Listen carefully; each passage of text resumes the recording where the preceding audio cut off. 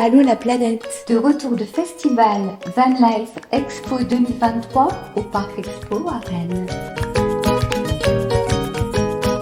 Nous sommes vendredi, on n'a pas encore commencé tout à fait le festival, mais je suis accompagnée d'Arthur qui a 14 ans et demi et qui est absolument féru de voyage. En fait, à mes 16 ans, mes parents ils vont m'acheter un fourgon. Et du coup, comme ça, c'est à moi de l'aménager, c'est à moi de trouver ce qu'il faut, le nécessaire pour l'aménager. Comme ça, je pourrais passer ma conduite accompagnée dedans. Et du coup, je me suis dit, ce serait sympa de pouvoir partager ça à tout le monde. Du coup, j'ai créé une chaîne YouTube où je vais présenter ce projet-là. Alors plein de questions, comment ça t'est venu cette envie d'avoir ton van aménagé? Est-ce que c'est une histoire familiale? Est-ce que c'est toi qui as eu ce désir? Comment c'est accueilli par ton entourage? C'est mes parents, ils m'ont dit Arthur, viens voir là. Je me suis dit, vraiment, j'ai fait une bêtise. Et non, pas du tout, ils m'ont expliqué tout. Et j'ai même pas eu le temps de réfléchir, ma réponse a été déjà oui. Parce que franchement, j'adore le voyage. Et vu que plus tard, j'aimerais bien faire aménageur de van, de camion, de fourgon. Je me suis dit ce serait bien pour me faire un petit peu la main, pour découvrir un petit peu le métier. Et voilà.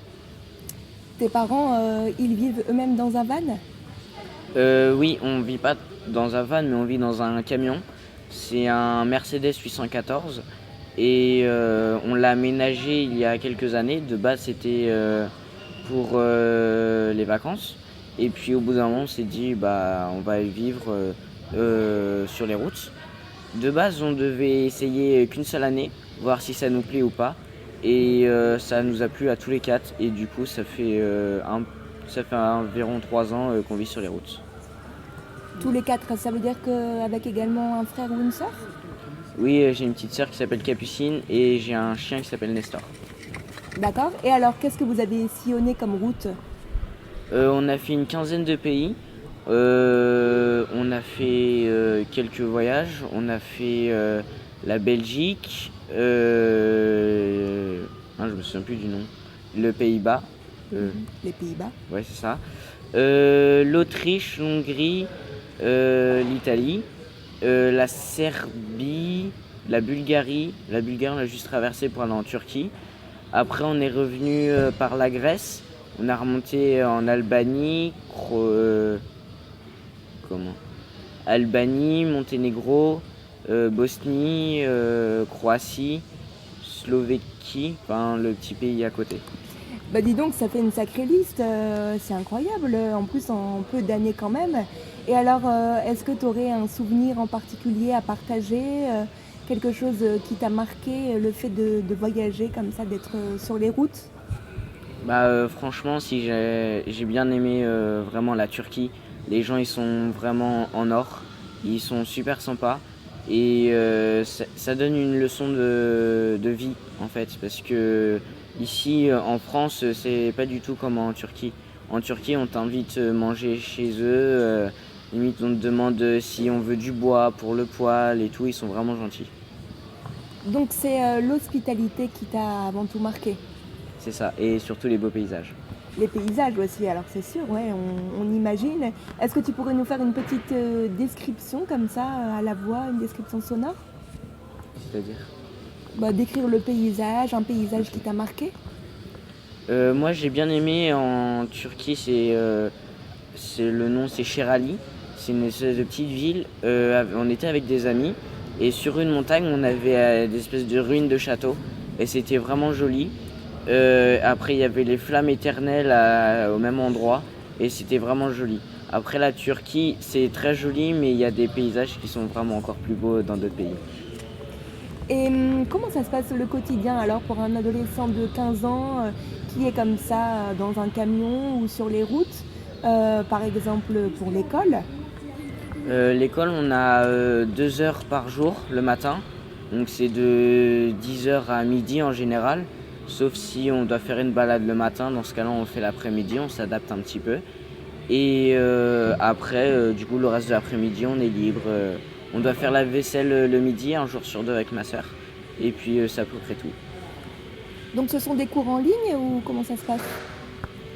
Pour l'instant On a cherché la première année le parcours scolaire un peu le plus adapté. Là, en ce moment, on est sur une application qui s'appelle Cartable. Franchement, c'est pas mal, mais l'année prochaine, je vais aller sur le CNED. Je trouve ça plus complet, j'ai déjà essayé. Et qu'est-ce que ça a changé pour toi dans ta vie, justement ce mode de vie complètement différent? Bah, ça m'a ouvert l'esprit parce qu'au début, je connaissais pas du tout ce mode de vie. Et ça m'a ouvert l'esprit au niveau, comment dire, bah, du coup, je connais ce mode de vie. Je l'apprécie un petit peu plus qu'un mode de vie, entre guillemets, normal. Et puis, c'est vraiment chouette. Quoi en particulier? Est-ce que tu pourrais détailler? Alors c'est pas facile, hein, mais me dire en quoi ça t'a ouvert l'esprit justement, qu'est-ce que ça t'apporte? Peut-être qu'aussi que tu me parlais de découvrir l'hospitalité des autres, le côté liberté. Ouais, du coup, on est un petit peu plus libre, enfin, de façon à ce que notre journée, on l'organise un petit peu comme on veut. Si un jour on va aller faire une balade sur la plage l'après-midi, quelqu'un qui est en cours à peu près 8 heures par jour, l'après-midi, il peut pas aller faire une balade sur la plage ou alors une balade sur les montagnes. Enfin, on est beaucoup plus libre au niveau de la journée. Et alors, je reviens sur ta chaîne YouTube. Est-ce que tu peux nous raconter, donc tu expliques comment construire, comment aménager le van et comment t'es venue cette envie de partager ça? Je suppose que c'est parce que ça te passionne, mais bon, après il faut se lancer hein, quand même, il faut le faire effectivement entre le fantasme de je vais avoir ma chaîne et puis après vraiment s'y mettre, il y a une marche à parcourir. Au début, je voulais pas trop lancer la chaîne parce que je me suis dit, ouais, si tu travailles, en soi, je vais pas trop voir à quoi ça va me servir.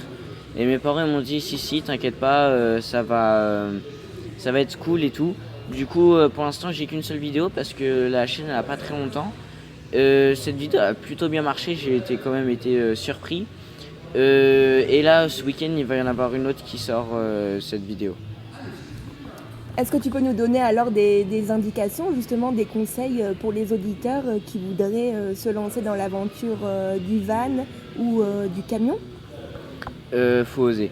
Parce qu'au début, il faut réfléchir. Par exemple, quel véhicule est le plus adapté, quels aménagements sont plus adaptés. Tout dépend de ce qu'on veut avoir. Et alors, oser, d'accord, réfléchir au véhicule, et ensuite, c'est quoi le quotidien? Est-ce que tu peux développer un petit peu? Bah, il faut avoir d'abord les matériaux, le véhicule. Après, on construit l'aménagement. Chacun a son aménagement, hein, bien sûr. Il faut avoir l'aménagement le plus adapté pour chacun. Selon ses besoins. Et quels sont ensuite on a parlé de certains avantages, peut-être est-ce qu'il y aurait certaines contraintes selon toi? Oui, mais après on s'adapte. Par exemple, je prends l'exemple de l'eau. Si par exemple on a une cuve de 200 litres, on pourra pas prendre des aussi grosses douches qu'en maison. On pourra pas prendre des bains. Après on a déjà vu des gens avec une baignoire dans leur bus, mais il faut faire un petit peu plus attention à l'eau si on veut pas remplir la cuve tous les jours ou tous les 2 jours. Et puis il y a peut-être aussi une ambition écologique du fait de voyager comme ça? Oui, on consomme beaucoup, mais beaucoup moins d'eau que dans une maison. Du coup, je pense que ça fait un petit peu du bien à la planète. Certes, on a le gasoil qui pollue un petit peu, mais je pense que ça pollue toujours moins que toute l'électricité qu'on a dans une maison, toute l'eau qu'on consomme dans une maison, etc. Arthur, je te remercie d'avoir bien voulu accorder la première interview pour Allô la planète. C'est encore les préparatifs et tu as bien aidé ce matin pour mettre en place. Tu étais vraiment très investi, très motivé. Donc je te souhaite un très bon week-end et puis je te dis à bientôt. Merci, à bientôt. Allô la planète, vous embarquez? Allô la planète, nous sommes toujours au Van Life Expo et je suis avec une demoiselle de 21 ans qui est ici parce qu'elle aimerait acquérir un van, si j'ai bien compris. Oui, c'est exactement ça. Depuis quand vous avez ce projet? Depuis toujours, je ne saurais même pas dire, j'ai toujours envie d'avoir un van, de voyager, mais je ne saurais pas dire d'où c'est venu, de quand c'est venu. Et donc, quelles sont vos envies de voyage, vos désirs à venir, par lesquels justement vous voulez concrétiser ça avec le van? Alors, ce serait visiter la France, un peu tous les coins un peu reculés, montagneux, tout ça, voir tous les paysages. Et après la France, partir à l'étranger, voir un peu l'Europe et après Outre-mer, pourquoi pas, mais dans quelques années. Donc vous me disiez que vous vouliez un van assez confortable parce que votre idée c'est vraiment de partir toute l'année. Donc c'est une décision quand même assez radicale. Ça vous trotte dans la tête, vous me dites depuis longtemps. Est-ce que vous pouvez nous raconter un peu plus? Alors oui, il faut un confort pour vivre à l'année dedans, parce que c'est vraiment l'idée de vivre à l'année. Et après, je sais pas, en fait, j'ai vu des vannes, je saurais même pas dire d'où c'est venu. J'ai fait des études de cinéma où j'ai un peu vu, j'ai étudié un peu des modes de vie par rapport à des projets. Et en fait, j'ai vraiment vu la façon de vivre et je pense au fur et à mesure que ça m'a donné de plus en plus envie. Et même avec les créateurs de contenu et tout, ça donne vraiment envie. Donc voilà, je me lance. Et pour vous, le mode de vie van life, le mode de vie sur la route, ça correspond à quoi au quotidien et pourquoi est-ce que c'est le rêve absolu? C'est une vie simple, hein. Je dois vraiment se contenter du minimum, avec un minimum de confort, mais pas trop non plus. C'est vraiment un retour aux sources, c'est ça que j'attends principalement. D'accord, donc c'est la simplicité et peut-être aussi la volonté de découvrir. C'est ça, ah oui, visiter, voir rencontrer du monde, c'est beaucoup ça, la rencontre d'humains, même si on est tout seul, au final, on rencontre du monde, d'autres cultures, d'autres façons de vivre. Moi, c'est vraiment un retour aux sources et découvrir. Partir seul pour ensuite envisager du collectif également. C'est ça, c'est partir seul mais pour rencontrer du monde, mais seul pour en même temps se retrouver, apprendre à se connaître, voilà. Et alors ici, la Van Life Expo, est-ce que vous avez déjà vu des choses qui vous intéressent? Oui, alors qui m'intéresse, moi j'aimerais bien l'aménager moi-même, mais là ça me donne des idées, je vois un peu comment c'est fait et ça donne une idée des prix aussi. Oui, parce qu'au niveau budget, est-ce que vous avez déjà tout calé? Non, mais je vais faire, j'ai une petite idée là, je fais mes calculs en ce moment, donc voilà, je vais voir. Et ce serait pour quand le départ dans l'idéal? Parce qu'on a toujours parfois quelques obstacles, comment vous voyez ça? J'aimerais bien le départ dans 1 an, donc là trouver un véhicule assez rapidement et je me donne 1 an pour l'aménager après. D'accord, donc l'aménagement d'abord et puis ensuite le grand départ. J'imagine que oui, ça demande de s'organiser un minimum, mais vous avez au moins votre point d'accroche. C'est ça, exactement. Ouais. Après, je reste quand même en Bretagne, je ferai des petits essais en Bretagne et après je partirai. Allô la planète, dimanche au Van Life Expo à Rennes, je suis avec les visiteurs et Anthony qui a acheté son van et qui désormais cherche des informations pour l'aménager et qui va nous parler de ses envies de voyage pour la suite. Bonjour Anthony. Bonjour. Alors pour mes envies, moi on va dire que je sors d'une reconversion professionnelle, donc je suis en plein déjà voyage un petit peu intérieur sur tous les domaines et que je souhaite partir à l'aventure, en faire des rencontres, donc du coup pour le travail mais aussi après vivre en permanence en fait dans mon véhicule, chose que je n'ai jamais fait pour le moment, donc ce serait vraiment une grande expérience et le but c'est de pouvoir aller à la rencontre des gens et essayer de créer une communauté et de pouvoir tous se rassembler comme ça. Donc c'est vraiment un mode de vie différent que vous cherchez? Totalement, oui. Je me retrouve pas trop dans cette vie qu'on a de sédentaire pour le moment. En tout cas, dans l'endroit où je suis implanté et tout ça, je m'épanouis pas comme j'aimerais et je souhaite découvrir vraiment autre chose, quoi. Et donc peut-être que vous pourriez partager avec nous vos futures aventures, puisque sur Allô la planète, on recueille la voix des voyageurs ou des personnes qui sont nomades. Quelles sont vos envies, vos destinations souhaitées? Est-ce que vous avez déjà certaines idées ou est-ce que c'est plus le fait d'être sur les routes qui pour l'instant qui vous stimule? Je pense que déjà je vais retourner là où j'ai fait ma reconversion, justement dans le sud.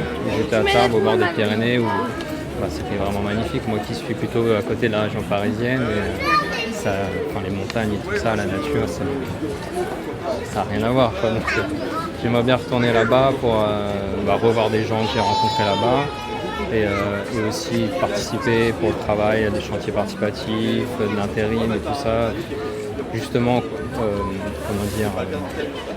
au niveau de ma formation, mettre en pratique ce que j'ai appris Et puis allier ça aussi avec des voyages. J'aimerais bien aller en Espagne. J'ai seulement traversé parce que je suis d'origine portugaise et du coup j'avais tendance seulement à traverser. Et du coup là vraiment faire un vrai tour de l'Espagne et puis aussi du Portugal. Et après peut-être l'Italie, l'Europe de l'Est. Cap sur l'Europe alors.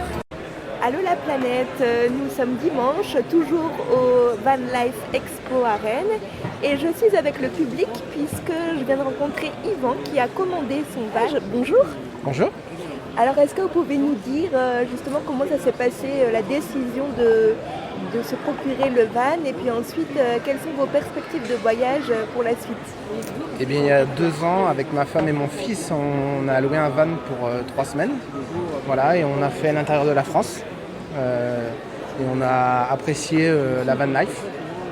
Donc suite à ça, on est reparti en vacances classiques, en camping. Et on s'est rendu compte que le mobil-home, c'était plus pour nous.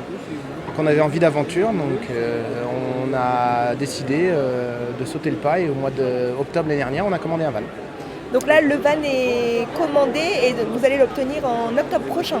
C'est ça, il y a un peu de délai, donc il arrive au mois d'octobre. Et après, on va passer l'hiver à faire les aménagements intérieurs pour pouvoir partir pour l'été 2024, même le printemps 2024. Voilà. Est-ce que vous avez déjà une idée des destinations pour le printemps-été 2024 ? On voulait faire l'Italie. On a déjà été en Italie, mais on voulait retourner en Italie, l'Italie du Nord. On voulait faire le tour de Suisse, voilà. Aller au Portugal aussi. Et puis surtout la France aussi, partir des week-ends ou des petits week-ends ou des grands week-ends en France parce qu'il y a plein de belles choses à voir en France. Qu'est-ce que ça apporte pour vous le fait de voyager en van ? On se déconnecte du quotidien, voilà, c'est la liberté, c'est la rapidité parce que voilà, on peut se décider à n'importe quel moment et puis partir dès le lendemain. Allô la planète, vous embarquez ? Allô la planète, dimanche au Van Life Expo à Rennes. Bonjour Hélène. Nous sommes curieux de savoir comment est venue pour toi l'envie d'acheter un van et de te lancer dans l'aventure. Alors j'ai fait la rencontre d'une personne qui avait un camion aménagé, qui vivait dans son camion à l'année, parce qu'il avait un travail qui demandait de parcourir la France. J'étais déjà passionnée de voyage et en fait il m'a emmenée dans cet univers que j'ai tout de suite adoré. Je me suis vraiment plu je sais pas, comme si c'était fait pour moi. Après je ne peux pas moi vivre dans un van aménagé toute l'année parce que j'ai quand même 2 enfants et j'ai un travail, donc je suis obligée d'avoir une vie sédentaire, on va dire entre guillemets. Mais par contre, je savais que j'avais besoin d'un mode de vie comme ça, un véhicule au moins pour pouvoir bouger. Il y a au mois de mai l'année dernière, je suis allée rejoindre une amie qui exposait son Kangoo, donc Gisèle Tour, qui a aménagé son Kangoo. Et donc du coup, je suis allée chercher des informations, chercher le type de véhicule qui pouvait éventuellement me convenir, comment l'aménager, ce que j'avais moi réellement besoin par rapport à mes attentes. Je voulais un petit véhicule qui passe les barrières de 2 mètres, pas non plus des gros véhicules, et que je puisse en fait m'en servir les week-ends, les vacances, et avoir cette liberté en fait. Et avec l'aide de mon papa du coup, parce que question moteur, mécanique, je ne suis pas très douée, je vais le dire. Donc on a cherché des véhicules, j'en ai vu 3-4 avant de trouver mon van à moi. C'est en fait une ancienne ambulance qui a été réaménagée. Il a gardé la partie ambulance, tout le bloc à l'arrière. Et après, il a rajouté des blocs et il est tout équipé électricité. Je n'ai pas de gaz, j'ai juste un petit réseau, mais j'ai au moins de l'eau à l'intérieur de mon véhicule. J'ai mon petit réchaud et j'ai mon lit et j'ai tout ce qui me convient en fait. Alors cette ancienne ambulance transformée, il me semble, en Pauline, parce que il y a un nom, il y a vraiment une incarnation à travers ce van et cette façon de voyager qui te tient à cœur. Oui, Pauline est venue, j'ai une autre passion, c'est la pole dance. Et du coup, je l'ai surnommée Pauline, donc Paul pour la pole dance et le in pour Claire Marine. Comme ça, c'est vraiment ma petite maison et c'est moi différemment, on va dire. C'est vraiment ton identité, j'ai l'impression que tu transportes. Et alors, quelle est ton identité de voyageuse ? Quelle destination as-tu déjà entrepris ? Et puis, comment voyages-tu ? Alors, le tout premier road trip, on va dire, que j'ai fait, je suis restée dans les environs de chez moi parce que je voulais déjà m'approprier le véhicule. et savoir comment ça se passait. Je connaissais à travers les autres personnes, mais pas à travers mon propre véhicule. Donc je suis allée dans un endroit que je connaissais, qui a une centaine de kilomètres de chez moi. C'est la Côte Sauvage, à côté de la Palmyre. C'est mon endroit qui me tient très à cœur, et même avec mes enfants. Donc je suis allée dans un endroit que je connaissais. Et après, je suis partie du côté de la Dordogne et la Corrèze avec ma fille pendant 5 jours. Et cet été, j'avais besoin de me retrouver moi toute seule en fait, sans mes enfants, de prendre du temps pour moi par rapport à mon passé. Et je suis partie à l'aventure. Je savais déjà, j'avais 2-3 idées en tête au niveau des villes. Je voulais faire Carcassonne avec la cité. Je devais rejoindre une amie au lac de Serpenson. Et après, en fait, je suis partie mais complètement à l'aventure sans avoir de trajet défini. J'ai fait Narbonne, j'ai fait Aix-en-Provence, j'ai fait Béziers, j'ai fait le lac de Serpenson, j'ai fait, je sais plus, donc les Landes. J'ai même traversé l'avant-dernier jour. J'ai franchi la frontière espagnole, un tout petit bout, juste par fierté. Et cet été, après, j'ai décidé avec ma fille de partir au Portugal et en Espagne. Dis donc, ça fait en peu de temps un sacré trajet. Et pour la suite, quelles sont tes envies de voyage, d'exploration? Est-ce que donc tu parlais déjà de cet été, et après, est-ce que tu as d'autres perspectives? Là, j'ai demandé à ma fille là où elle aimerait aller. Elle m'a dit l'Auvergne. Donc je lui ai dit c'est bien parce que c'est ce que j'avais en tête. Après, en fait, selon mon humeur, selon mes envies, et je sais que la France est riche, c'est un pays très riche à visiter. Donc je vais me faire déjà la France. Et là cet été, voilà, parce que j'ai plus de temps, donc je peux partir à l'étranger. Mais après parcourir le monde, oui. Aller en Italie, aller en Bulgarie, continuer la Suède, la Norvège, pourquoi pas.